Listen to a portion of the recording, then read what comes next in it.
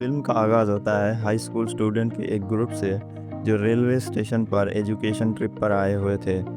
इनकी रहनुमाई कर रहा होता है कंडक्टर तकाजी काजुया, जो बड़े शौक से उन्हें बुलेट ट्रेन की मशीनरी और सिस्टम के बारे में समझाता है। टूर के बाद एक स्टूडेंट उससे पूछता है, सर आपने ट्रेन पायलट बनने की बजाय कंडक्टर क्यों चूज़ किया?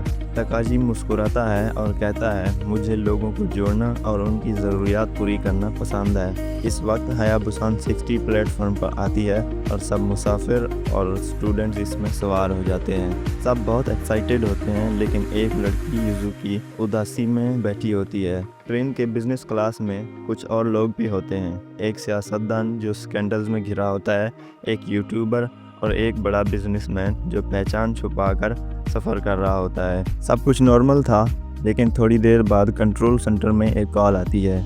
अननोन आदमी कहता है ट्रेन में बॉम्ब्स लगे हुए हैं, स्पीड अगर 100 किलोमीटर पर आवर से कम हुई तो धमाका हो जाएगा।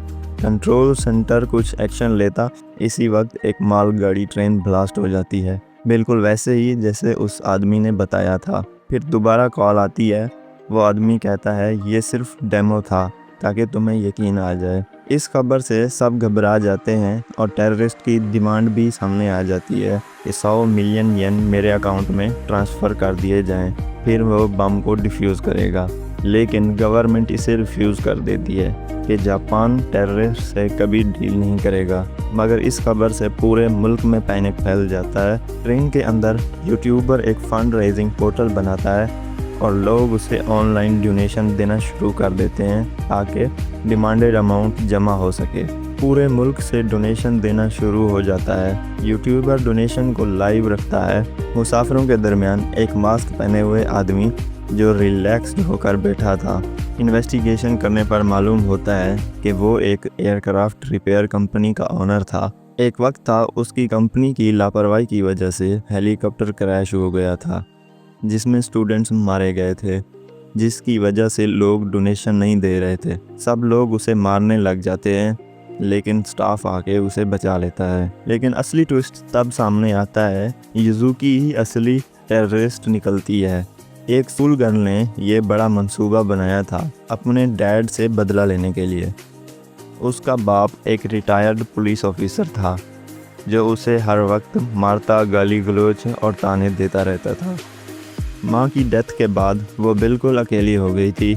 उसके बाप को हुकूमत ने एक पुराने ट्रेन ब्लास्ट 1975 का हीरो बनाया था। उसमें बहुत लोग मारे गए थे, लेकिन गवर्नमेंट ये लोगों को दिखाना नहीं चाहती थी कि युजुकी के डैड ने टेररिस्ट को मारा है। लेकिन असल में उस वक्त टेररिस्ट ने खुद को बम से उड़ा लिया था। युजुकी के बाप ने झूठी शोहरत ली थी।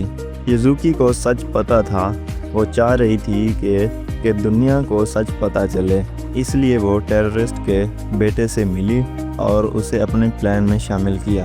वो आदमी भी गवर्नमेंट से अपने बाप की मौत का बदला लेना चाहता था, इसलिए मिशन में शामिल हो गया। युजुकी पैसेंजर को कहती है, मेरे दिल में एक पेस मेकर लगा हुआ है, सारे बॉम्ब्स उसी से कनेक्टेड हैं। अगर मैं मर जाऊंगी तो सब बॉम्ब डीएक्टिवेट हो जाएंगे। ची को उसकी कहानी सुनने के बाद उस पर तरस आता है और वो उसे मारने की बजाय गले लगा लेता है। खैर, रेस्क्यू ऑपरेशन शुरू किया जाता है। पहले मुसाफिरों को अलग एक सेफ अपार्टमेंट में ट्रांसफ़र किया जाता है।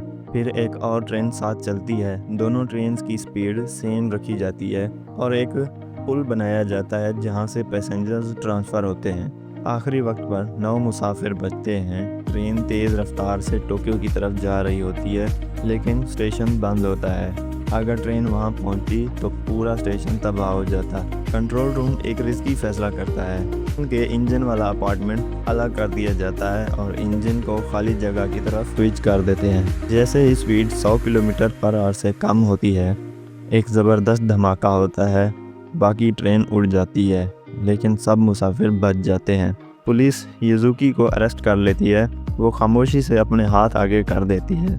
यूट्यूबर और तकाजी हीरो बन जाते हैं, क्योंकि उनकी वजह से लोगों की ज़िंदगी बच जाती है और ये फिल्म अपने क्लाइमेक्स के साथ ख़त्म हो जाती है।